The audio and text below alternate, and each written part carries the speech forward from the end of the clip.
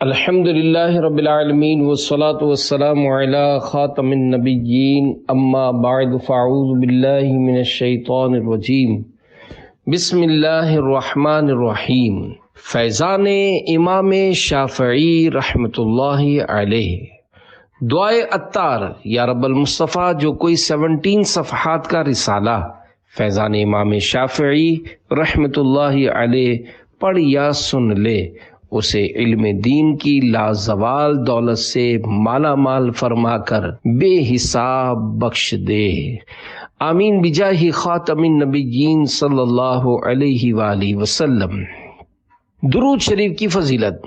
فرمان امام شافعی رحمۃ اللہ علیہ، میں ہر مسلمان کے لیے پسند کرتا ہوں کہ وہ حضور صلی اللہ علیہ وآلہ وسلم پر کثرت سے درود پاک پڑھے، بیٹھتے اٹھتے جاگتے سوتے ہو الہی میرا شعار درود، دل میں جلوے بسے ہوئے تیرے لب سے جاری ہو بار بار درود، صلو علی الحبیب صلی اللہ علی محمد۔ حسن سلوک کی بہترین مثال منقول ہے، ایک بار امام شافعی رحمۃ اللہ علیہ نے کسی درزی سے قمیص یعنی قمیض لانگ شرٹ سلوائی۔ درزی آپ کے مقام و مرتبے سے نا واقف تھا، اس نے مذاق کرتے ہوئے دائیں آستین رائٹ سلیو اتنی تنگ کر دی کہ اس میں آپ رحمۃ اللہ علیہ کا ہاتھ بمشکل داخل ہوتا، اور بائیں یعنی لیفٹ اتنی کھلی کر دی کہ اس میں سر بھی داخل ہو سکتا تھا۔ آپ رحمۃ اللہ علیہ کی خدمت میں جب قمیص پیش کی گئی تو آپ نے فرمایا، اللہ پاک تجھے جزائے خیر عطا فرمائے، تنگ آستین وضو میں اوپر چڑھانے کے لیے بہتر ہے اور کھلی آستین کتاب رکھنے کے لیے مناسب ہے۔ اسی دوران خلیفہ وقت کا قاصد یعنی میسنجر 10,000 درہم لے کر آپ رحمۃ اللہ علیہ کی خدمت میں حاضر ہوا۔ آپ نے اس سے ارشاد فرمایا، اس درزی کو کپڑوں کی سلائی دے دو۔ جب درزی نے قاصد سے آپ کے متعلق پوچھا تو اس نے بتایا، یہ بزرگ امام شافعی رحمۃ اللہ علیہ ہیں۔ یہ سنتے ہی وہ آپ رحمۃ اللہ علیہ کے پیچھے ہو لیا اور قدم مبارک چومتے ہوئے معذرت کی، پھر آپ کی خدمت بابرکت میں ہی رہنے لگا اور آپ رحمۃ اللہ علیہ کے حلقہ احباب میں شامل ہو گیا۔ اللہ رب العزت کی ان پر رحمت ہو اور ان کے صدقے ہماری بے حساب مغفرت ہو، آمین بجاہ خاتم النبیین صلی اللہ علیہ وآلہ وسلم۔ صلو علی الحبیب صلی اللہ علی محمد۔ پیارے پیارے اسلامی بھائیوں، آپ نے ہمارے بزرگوں کا حسن اخلاق دیکھا۔ اگرچہ معاملہ غصہ دلانے والا تھا، مگر انتقام نہ لینے کا حسین جذبہ رکھنے والے علم و حلم کے امام حضرت امام شافعی رحمۃ اللہ علیہ کی شان پہ قربان، آپ نے نہ صرف درزی کو معاف فرما دیا بلکہ اسے اجرت سے بھی نواز دیا۔ عزت و شرافت کی انتہا۔ کروڑوں شافعیوں کے امام، دوسری صدی ہجری کے عظیم تابعی بزرگ حضرت امام شافعی رحمۃ اللہ علیہ کا مبارک نام محمد، کنیت ابو عبداللہ اور والد محترم کا نام ادریس تھا۔ آپ رحمۃ اللہ علیہ کا ایک لقب ناصر الحدیث بھی ہے۔ آپ راتوں کو جا کر عبادت کرنے والے، دنیا کی لذتوں سے دور رہنے والے، نیکی کی دعوت دینے اور برائی سے منع فرمانے والے تھے۔ آپ کا شجرہ نسب اللہ پاک کے پیارے پیارے آخری نبی صلی اللہ علیہ وآلہ وسلم سے جا ملتا ہے۔ امام ابو نعیم احمد بن عبداللہ اصفہانی شافعی رحمۃ اللہ علیہ لکھتے ہیں، عزت و شرافت کی انتہا یہ ہے کہ ایک مسلمان کا خاندانی تعلق تمام مخلوقات سے افضل ہستی حضرت محمد مصطفیٰ صلی اللہ علیہ وآلہ وسلم سے جا ملتا ہو۔ والد محترمہ کا خواب۔ حضرت امام شافعی رحمۃ اللہ علیہ کی ولادت سے پہلے آپ کی امی جان نے خواب دیکھا کہ مشتری سیارہ جوپیٹر میرے بدن سے جدا ہو کر مصر میں گرا، پھر وہاں سے ہر شہر میں اس کی روشنی پھیل گئی ہے۔ خواب کی تعبیر بتانے والوں نے بیان کیا کہ آپ سے ایک ایسا عالم پیدا ہوگا جس سے خاص طور پر مصر کے لوگ فیض پائیں گے اور پھر ان سے دوسرے شہر والے۔ ولادت با سعادت کروڑوں حنفیوں کے عظیم امام اعظم ابو حنیفہ نعمان بن ثابت رحمۃ اللہ علیہ کی عین وفات شریف کے دن حضرت امام شافعی رحمۃ اللہ علیہ 150 ہجری کو فلسطین میں غزہ یا اسقلان کے مقام میں پیدا ہوئے۔ آپ کی عمر مبارک جب 2 سال ہوئی تو آپ کے والد محترم دنیا سے تشریف لے گئے۔ پھر آپ رحمت اللہ علیہ کی امی جان آپ کو لے کر مکہ پاک حاضر ہو گئیں۔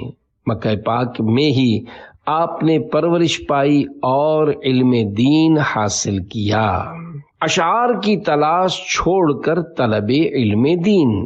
حضرت امام شافعی رحمت اللہ علیہ فرماتے ہیں، میں چھوٹی عمر میں اشعار تلاش کر کر کے لکھتا رہتا تھا۔ ایک دن میں مکہ پاک میں یا مکے کی ایک سمت میں جا رہا تھا کہ میں نے کسی پکارنے والے کو سنا، اے محمد بن ادریس تم علم حاصل کرو۔ میں نے مڑ کر دیکھا تو کوئی نظر نہ آیا، مگر پھر میں نے علم حاصل کرنا شروع کر دیا اور میں پھٹے پرانے کپڑوں کے ٹکڑوں پر علم کی باتیں لکھ کر مٹکے کلے پاٹ میں ڈال دیا کرتا تھا، یہاں تک کہ وہ بھر گیا۔ میں یتیم تھا اور میری والدہ محترمہ کے پاس تعلیمی اخراجات کے لیے کچھ بھی نہیں تھا۔ شوق علم دین۔ امام شافعی رحمت اللہ علیہ کا بیان ہے، ماں کے پاس معلم یعنی ٹیچر کو دینے کے لیے کچھ نہ تھا، البتہ معلم اس بات پر راضی ہو گئے کہ ان کے جانے کے بعد میں مدرسے کی نگرانی کیا کروں۔ میں نے 7 سال کی عمر میں قرآن کریم حفظ کر لیا تو مسجد جانے لگا اور علماء کرام کے پاس بیٹھ کر حدیث اور دینی مسائل یاد کرنا شروع کر دیے۔ مکہ پاک میں ہمارا گھر وادی خیف میں تھا۔ میں کوئی چمکدار ہڈی دیکھتا تو اس پر حدیث اور مسئلہ لکھ لیتا تھا۔ جب وہ ہڈی بھر جاتی تو میں اسے ایک پرانے گڑھے میں ڈال دیتا۔ اللہ پاک نے آپ پر علم کے دروازے کھول دیے، یہاں تک کہ حضرت مسلم بن خالد زنجی رحمت اللہ علیہ نے آپ کو فتویٰ کی ترغیب دیتے ہوئے فرمایا، ابو عبداللہ تم فتویٰ دیا کرو، بخدا تمہارے فتویٰ دینے کا وقت آ چکا ہے۔ حالانکہ اس وقت امام شافعی رحمت اللہ علیہ 15 سال کے تھے۔ صلو علی الحبیب صلی اللہ علی محمد۔ امام شافعی کی فضیلت بزبان آخری نبی صلی اللہ علیہ وآلہ وسلم۔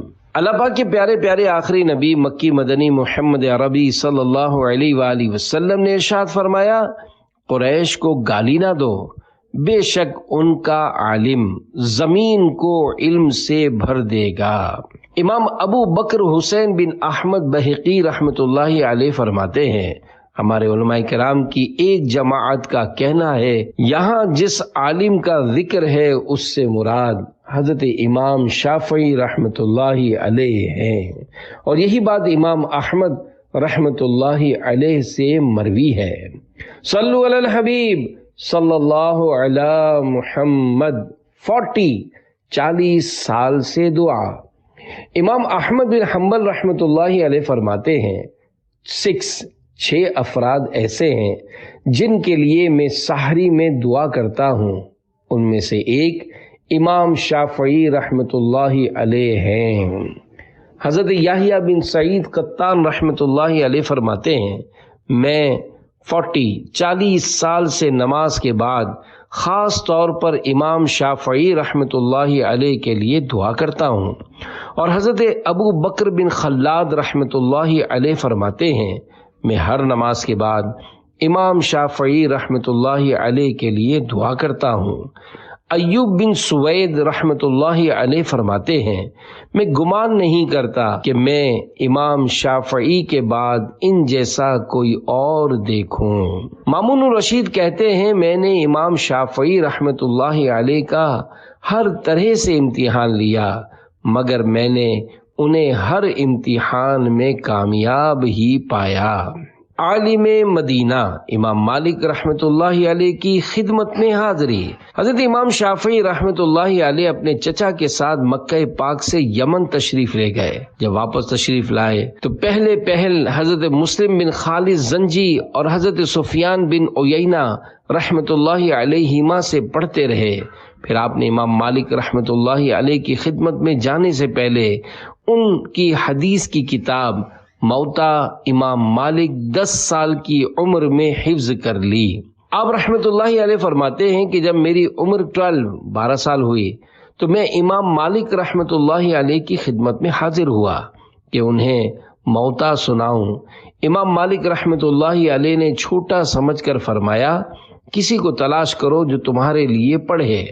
میں نے عرض کی حضور اگر آپ کو میرا پڑھنا اچھا لگے تو مجھ ہی سے سن لیجئے ورنہ میں کسی پڑھنے والے کو لے آؤں گا۔ فرمایا پڑھو۔ میں آپ کے سامنے پڑھتا رہا حتیٰ کہ کتاب السیر تک پہنچ گیا۔ آپ نے مجھ سے فرمایا بیٹا اسے سنبھال لو اور اب علم فقہ حاصل کرو اور اسی میں لگے رہو۔ مجتہد کسے کہتے ہیں؟ پیارے پیارے اسلامی بھائیوں، اسلام میں 100 یعنی 100 یا اس سے کچھ زیادہ مجتہدین ہوئے ہیں۔ مجتہد وہ ہے جس میں اس قدر علمی لیاقت اور قابلیت ہو کہ قرآنی اشارات اور رموز کو سمجھ سکے اور کلام کے مقصد کو پہچان سکے اور اس سے مسائل نکال سکے، ناسخ و منسوخ کا پورا علم رکھتا ہو، علم صرف و نحو، بلاغت وغیرہ میں اس کو پوری مہارت حاصل ہو، احکام کی تمام آیتوں اور حدیثوں پر اس کی نظر ہو۔ حضرت امام شافعی رحمۃ اللہ علیہ مجتہد مطلق اور فقہ شافعی کے بانی ہیں۔ آپ کے مقلدوں کو شوافع کہتے ہیں۔ دنیا میں احناف کے بعد سب سے زیادہ تعداد شوافع کی ہے۔ اللہ کریم نے امام شافعی رحمۃ اللہ علیہ کو بہت مقبولیت عطا فرمائی۔ صحیح العقیدہ حنفی ہو یا شافعی، مالکی ہو یا حنبلی، سب آپس میں بھائی بھائی ہیں۔ الحمدللہ ان کا آپس میں کوئی تعصب ریکسم نہیں، اور تعصب ہو بھی کیسے سکتا ہے، کیونکہ جب چاروں ائمہ مجتہدین میں تعصب نہ تھا تو ان کے ماننے والے کیسے تعصب کریں گے؟ لہذا دنیا میں جہاں کہیں بھی شافعی، مالکی یا حنبلی خوش عقیدہ ہوں وہ ہمارے اسلامی بھائی ہیں۔ اللہ پاک ہمیں ان چاروں بزرگان دین رحمت اللہ علیہم کے فیضان سے نوازے۔ مالکی ہو، حنبلی ہو، حنفی ہو یا شافعی، مت تعصب رکھنا اور کرنا نہ ان سے دشمنی۔ صلو علی الحبیب صلی اللہ علی محمد۔ امام مالک کا امام شافعی کو تحفہ۔ امام شافعی رحمۃ اللہ علیہ فرماتے ہیں میں نے مدینہ پاک میں امام مالک رحمۃ اللہ علیہ کے دروازے پر خراسان یا مصر کے گھوڑے بندھے دیکھے جو آپ کو بطور ہدیہ یعنی گفٹ پیش کیے گئے تھے۔ اس قدر اعلیٰ گھوڑے میں نے کبھی نہ دیکھے تھے۔ چنانچہ میں نے عرض کی یہ گھوڑے کتنے عمدہ ہیں؟ فرمایا میں یہ سب آپ کو تحفے میں دیتا ہوں۔ میں نے عرض کی ایک گھوڑا اپنے لیے تو رکھ لیجئے۔ فرمایا مجھے اللہ پاک سے حیا آتی ہے کہ اس مبارک زمین کو اپنے گھوڑے کے قدموں تلے روندوں جس میں اس کے پیارے پیارے آخری نبی صلی اللہ علیہ وآلہ وسلم موجود ہیں، یعنی آپ کا روضہ انور ہے۔ ہاں ہاں رہے مدینہ ہے غافل ذرا تو جاگ، او پاؤں رکھنے والے یہ جا چشم و سر کی ہے۔ صلو علی الحبیب صلی اللہ علی محمد۔ مدینے میں ننگے پاؤں رہنا عاشقوں کا طریقہ ہے۔ اے عاشقان رسول، عاشقوں کے انداز نرالے ہوتے ہیں۔ محبوب سے نسبت رکھنے والی ہر چیز سے محبت ہوتی ہے۔ امام مالک رحمۃ اللہ علیہ جیسے بزرگ جنہیں عالم مدینہ کہا جاتا تھا، مدینہ پاک میں ننگے پاؤں رہتے تھے۔ ایک تو وہ بابرکت زمانہ تھا، اور ایک آج کا دور ہے کہ بعض نادان لوگ مدینہ پاک میں ننگے پاؤں رہنے کے معاملے میں شیطانی وسوسوں کا شکار ہوتے ہیں۔ یاد رکھیے، ہر وہ بات جو شریعت و دین سے نہ ٹکرائے وہ جائز ہے، اور جائز کام پر مسلمان کو طعن و تشنیع کا نشانہ بنانا سخت گناہ کا کام ہے۔ ہماری آنکھیں اپنے بزرگوں پر بند ہیں۔ انشاءاللہ الکریم ہمیں کسی بھی شیطانی وسوسے ڈالنے والے کی باتوں میں نہیں آنا، کیونکہ ہم عشق کے بندے ہیں، کیوں بات بڑھائی ہے۔ سخی کے 3 حروف کی نسبت سے سخاوت امام شافعی رحمت اللہ علیہ کے 3 واقعات۔ نمبر 1، 1000 سونے کے سکے بانٹ دیے۔ ایک مرتبہ خلیفہ ہارون رشید کے حکم سے امام شافعی رحمت اللہ علیہ کو 1000 دینار دیے گئے تو آپ نے قبول فرما لیے۔ خلیفہ نے اپنے خادم سراج سے فرمایا، ان کے پیچھے جاؤ اور دیکھو یہ کیا کرتے ہیں۔ خادم پیچھے چل پڑا۔ اس نے دیکھا کہ آپ رحمت اللہ علیہ گھر واپس آتے ہوئے مٹھی بھر بھر کر وہ دینار لٹاتے رہے، حتیٰ کہ گھر کے دروازے پر پہنچ گئے تو صرف 1 مٹھی دینار باقی تھے۔ وہ بھی آپ نے اپنے خادم کو دیتے ہوئے فرمایا، ان سے فائدہ اٹھاؤ۔ سراج نے آنکھوں دیکھا حال ہارون رشید کو بتایا تو اس نے کہا، اسی وجہ سے ان کا دل بے نیاز اور پیٹھ مضبوط ہے۔ نمبر 2، 50,000 دینار۔ ایک مرتبہ حضرت امام شافعی رحمت اللہ علیہ کے پاس ہر سما آئے اور خلیفہ ہارون رشید کا سلام پہنچا کر کہا، خلیفہ نے آپ کو 50,000 دینار دینے کا کہا ہے۔ چنانچہ وہ مال آپ تک پہنچا دیا گیا۔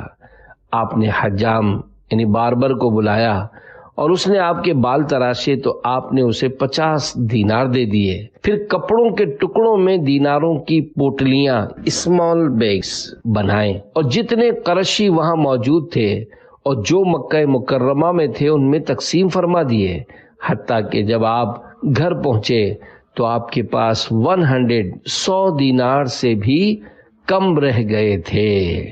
پیارے پیارے اسلامی بھائیوں، سخاوت بڑی عمدہ عادت ہے۔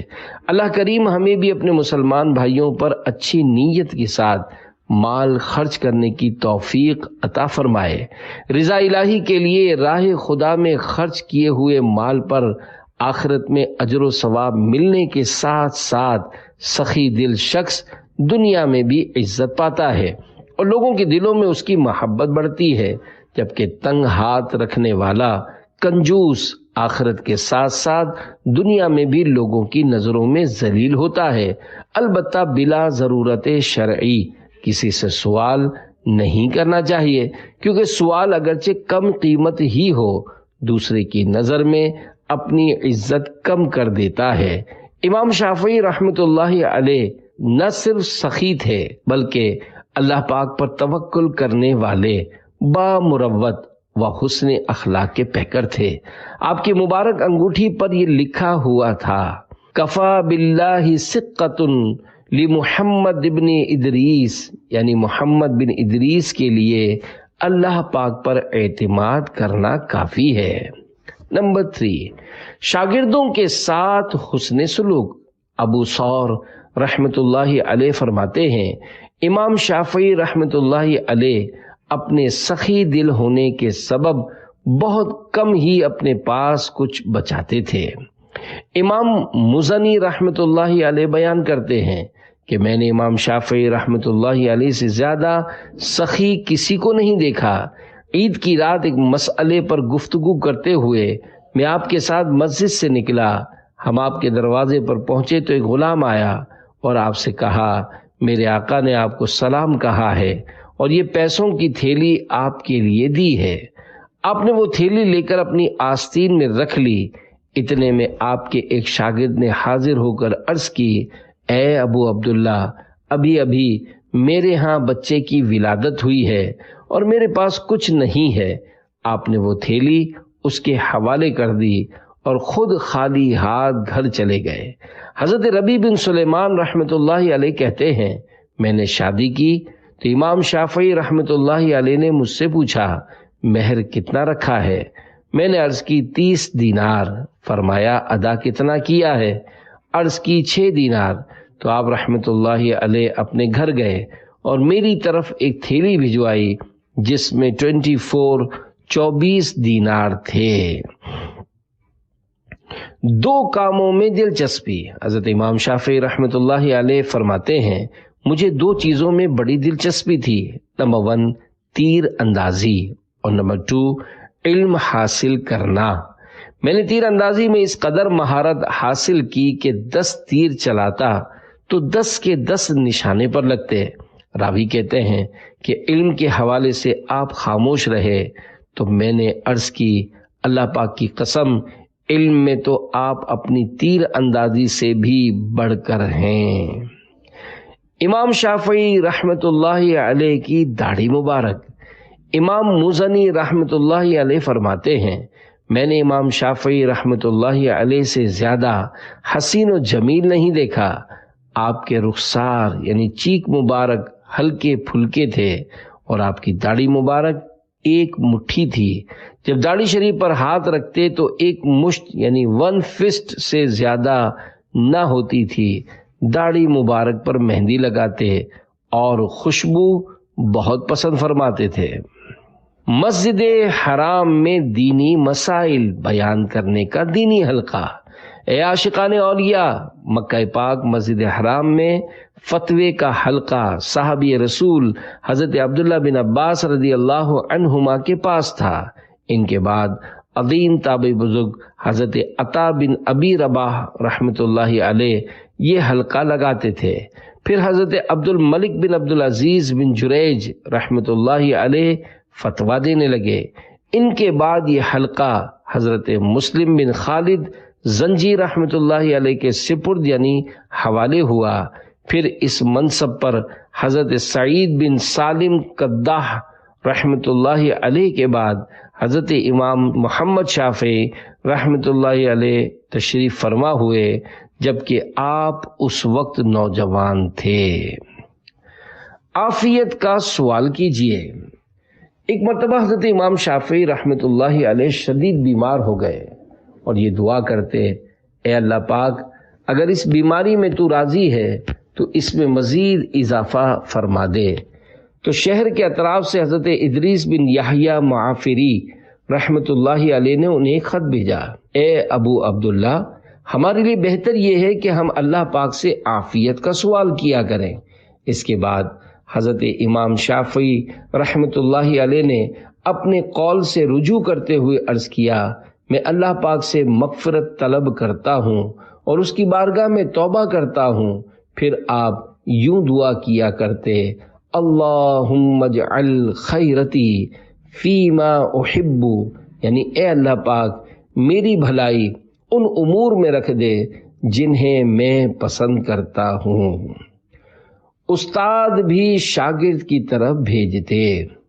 امام شافعی رحمۃ اللہ علیہ کے نواسے احمد بن محمد رحمۃ اللہ علیہ فرماتے ہیں کہ میں نے اپنے والد محترم اور چچا جان سے سنا کہ حضرت سفیان بن عیینہ رحمۃ اللہ علیہ سے تفسیر اور خواب کی تعبیر کے متعلق کوئی بات پوچھی جاتی تو آپ امام شافعی رحمۃ اللہ علیہ کی طرف متوجہ ہو کر فرماتے یہ بات ان سے پوچھو۔ امام شافعی امام محمد کی خدمت میں۔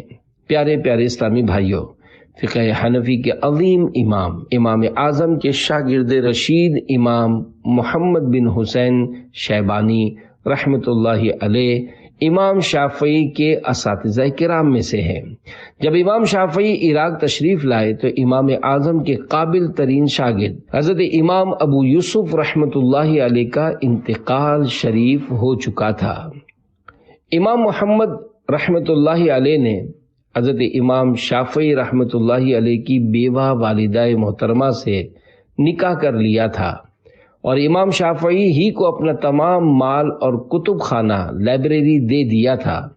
امام شافعی رحمۃ اللہ علیہ کے فقیہ و مجتہد ہونے کا سب سے بڑا اور حقیقی سبب یہی ہے۔ خود امام شافعی رحمۃ اللہ علیہ فرماتے ہیں، جو شخص علم فقہ حاصل کرنا چاہے اسے حضرت امام اعظم ابو حنیفہ اور ان کے تلامذہ و اصحاب رحمۃ اللہ علیہم کا دامن تھام لینا چاہیے، کیونکہ حقائق ان پر منکشف گر یعنی کھول دیے گئے ہیں، اور معانی مفاہیم تک رسائی ان کے لیے سہل یعنی آسان بنا دی گئی ہے۔ پھر فرمایا، خدا کی قسم میں ہرگز فقیہ یعنی عالم نہ ہوتا اگر میں محمد بن حسن شیبانی رحمۃ اللہ علیہ کا دامن نہ تھام لیتا اور ان کی کتابیں میرے پاس نہ ہوتی۔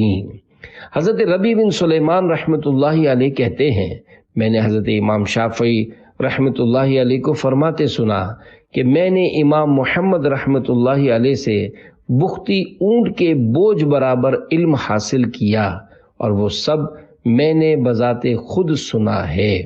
ایک موقع پر امام شافعی رحمۃ اللہ علیہ نے ارشاد فرمایا، فقہ میں مجھ پر سب سے بڑھ کر جس شخص کا احسان یعنی فیور ہے وہ امام محمد بن حسن شیبانی رحمۃ اللہ علیہ ہیں۔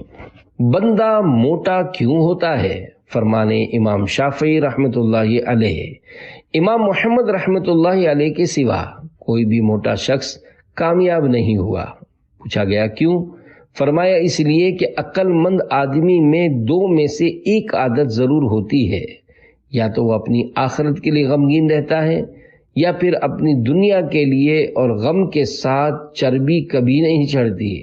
لہذا جب بندہ دونوں غموں سے خالی ہے تو پھر وہ جانوروں کی صف میں چلا گیا اور چربی چڑھنے لگی۔ بہت کھانے پینے سے پرہیز کرنا کہ بسیار خوری میں نقصان بڑا ہے۔ صلو علی الحبیب صلی اللہ علی محمد۔ امام شافعی کی امام اعظم سے عقیدت و محبت۔ امام شافعی رحمۃ اللہ علیہ کا بارگاہ امام اعظم ابو حنیفہ رحمۃ اللہ علیہ میں ادب و احترام کا یہ عالم تھا کہ آپ فرماتے ہیں کہ میں حضرت امام اعظم ابو حنیفہ رحمۃ اللہ علیہ سے برکت حاصل کرتا ہوں اور آپ کی قبر پر حاضری دیتا ہوں، اور جب مجھے کوئی ضرورت پیش آتی ہے تو میں 2 رکعت نماز نفل ادا کرتا ہوں اور ان کی قبر کے قریب آ کر اپنی ضرورت کے لیے اللہ پاک سے دعا کرتا ہوں تو میری ضرورت جلد پوری ہو جاتی ہے۔ اور ایک مستند روایت یہ ہے کہ حضرت امام شافعی رحمۃ اللہ علیہ نے نماز فجر امام اعظم رحمۃ اللہ علیہ کے مزار شریف کے نزدیک ادا کی تو اس میں قنوت نہیں کیا، جبکہ شوافع کے یہاں قنوت نماز فجر میں پڑھی جاتی ہے۔ کسی نے آپ سے سوال کیا کہ حضور یہ کیا کیا؟ آپ نے فجر میں قنوت نہیں کیا؟